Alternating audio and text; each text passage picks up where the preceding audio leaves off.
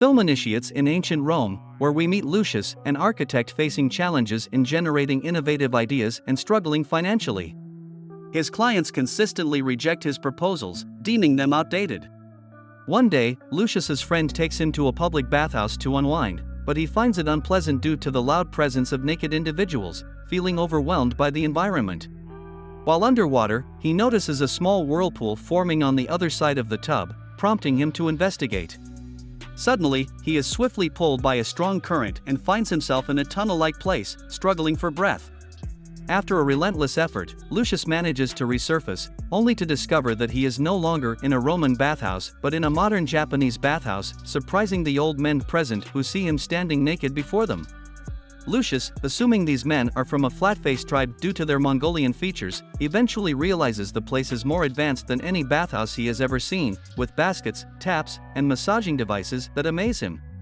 Regretfully, he acknowledges that he failed to conceive such innovations himself earlier. In an accidental encounter, he enters the women's changing room and gets knocked out by a screaming old lady. Meanwhile, we are introduced to Mami, a struggling manga artist who gets inspired by Lucius's appearance and starts sketching his portrait. When Lucius wakes up, he is given a bottle of flavored milk, which bewilders him with its sweet and cold taste. The experience is so pleasant that he momentarily loses consciousness again. Upon regaining consciousness, he finds himself back in Rome surrounded by men who inform him that he had drowned in the tub and was only just discovered. Lucius believes that his encounter with the flat-faced tribe was merely a dream, a racist one. However, he notices the empty milk bottle next to him, indicating otherwise. The scene transitions to 2 months later, where Lucius presents his renovation idea for the bathhouse to its owner, making it more advanced. People praise his creativity, and he earns a substantial amount of money. The bathhouse now incorporates baskets, massage booths, and even flavored milk to enhance the bathing experience. While in the tub, an old man expresses a desire to have a bathhouse at home. As Lucius contemplates a way to fulfill this wish, he is once again swept away by a current and transported to a 21st-century bathtub. A man enters and seeks assistance with bathing, leaving Lucius perplexed. However, he manages to help and discovers various other useful tools, including a shower head and shower hat. Coincidentally, the house belongs to Mami, who finds Lucius on the floor. She rushes to grab her sketchbook, but upon her return, he has already vanished back to Rome. Lucius builds a house bathtub for the old man, earning a significant income. He finally has enough to provide his wife with good meals, but she remains unsatisfied, longing for a baby and accusing Lucius of being constantly occupied with work. An argument ensues, concluding with her cursing him and storming away. A few days later, Lucius is approached by a messenger from the emperor, Tacitus, known for his cruelty and rumored to have killed cabinet members who opposed him. The emperor has taken an interest in Lucius's inventions, impressed by his work in the public bathhouse, as it reflects a form of art.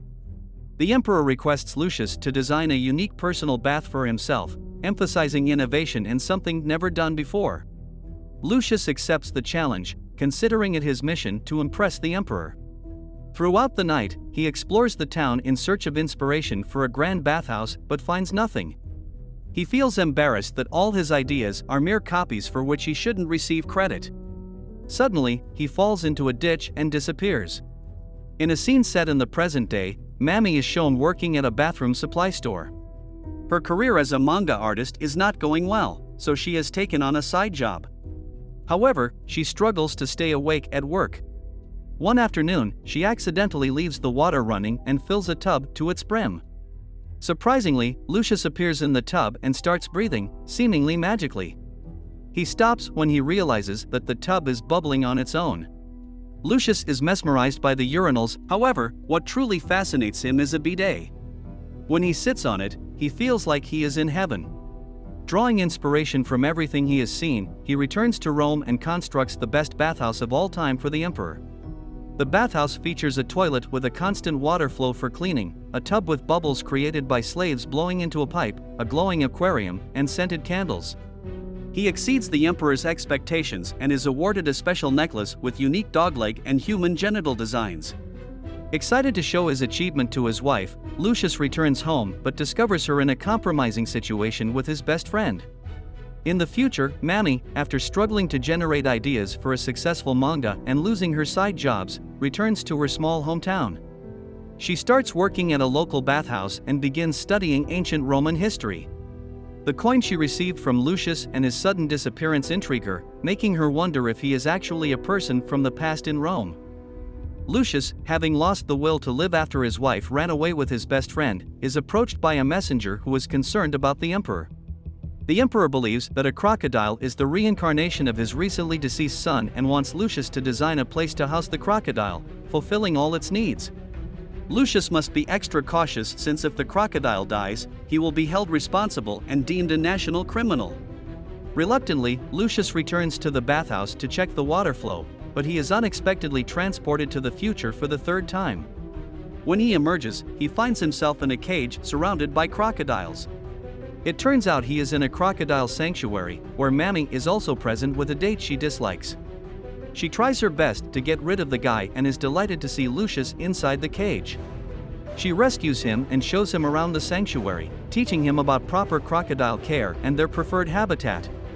She also takes him to learn archery to test if he is truly a Roman man, and he proves his skills by hitting all the targets, confirming her suspicions. Later, Lucius ends up in a hot spring that takes him back to his time. Several months pass, and the emperor finally gets a perfect place to breed his crocodile son. Lucius is treated like family and frequently invited to the palace. However, the city faces a problem when rebels launch an attack on the emperor's troops, opposing his rule and aiming to overthrow him. The soldiers of the emperor and the rebels engage in a prolonged and fierce battle that lasts for over a year. At this point, the emperor has aged and is prepared to retire. His plan is to pass the throne to his nephew, Cione, who will have his first project as the new emperor. Cione intends to construct a new bathhouse to gain the support of the people. Consequently, the emperor seeks assistance from Lucius in this project. However, this poses a dilemma for Lucius because his principles do not align with Cione's arrogant and proud nature. Lucius is aware that if Cione becomes the emperor, the downfall of the Roman Empire is inevitable. After careful consideration, Lucius visits Cione and firmly refuses to work for him. Despite Cione reminding him that opposing the emperor is treason punishable by death, Lucius remains steadfast. He then approaches a fellow architect, pleading with him to undertake the project. Unfortunately, the man holds a grudge against Lucius, blaming him for his financial ruin. A heated argument ensues between them, resulting in Lucius being pushed into a wall. In the subsequent scene, Lucius finds himself with the flat face tribe once again. Although injured, they care for him as if he were one of their own. They bring him to a hot spring where he can rest and recover. It is believed that bathing in the water of this spring can lead to quick healing. They also offer him fermented alcohol, which burns his throat. During this time, Lucius encounters Mami, who has learned basic Latin. She inquires about his name, but Lucius, inebriated, falls on top of her instead, preferring to drown in the lake. When they awaken, to Mami's astonishment, they are in Rome. She discovers that Lucius is on the verge of being executed for defying the emperor's orders. Worried, she attempts to persuade him to accept the project, but her efforts prove futile. Lucius departs with his belongings to save his own life. Meanwhile, in Japan, the group of old men searching for Mami accidentally falls into the lake and, much like Lucius, gets trapped in a whirlpool and transported to the past. Lucius is en route to a distant city when he stumbles upon a natural hot spring on a hill, reminiscing about his experience with the tribe. Recognizing the potential usefulness of the spring for the emperor's wounded soldiers, Lucius rushes to Mami to share his idea. She agrees, and subsequently, Lucius presents the vision to the emperor. He also claims that Antonius, another potential heir to the throne who is more suitable than Cione, instructed him to create the spring. Lucius aims to improve Antonius' reputation. With permission granted to create the spring, Lucius, Mami, and the tribe commence work in the following hours. They start by constructing the first hut, gradually building many more houses around the spring, which becomes a haven for resting soldiers. The tribe tends to the wounded and assists in their swift recovery, utilizing their knowledge of modern medicine. Several months later, the soldiers emerge victorious in the battle against the rebels. They celebrate by indulging in drink and dance. Lucius and Mami find a moment of privacy, engaging in a lengthy conversation. Over time, as they collaborate, they develop deep feelings for each other. Lucius experiences unprecedented happiness during this period, but it is abruptly disrupted when the tribe suddenly disappears. In addition, Mammy begins to vanish before his eyes. Before she vanishes completely, Lucius informs her that there are multiple paths leading back to Rome. In the subsequent scene, the emperor appoints Antonius as his advisor. In front of the civilian population, Lucius is also honored for his exceptional bravery displayed in battle. People acknowledge that without him, victory would have been impossible. Meanwhile, Mammy has embarked on a new life in the future. On a particular day, as she strolls through the city, Mammy catches sight of Lucius emerging from a pond. The movie concludes as they reunite once more. Remember to subscribe for more videos like this, enable notifications, and show your support by liking the channel. Thank you for watching.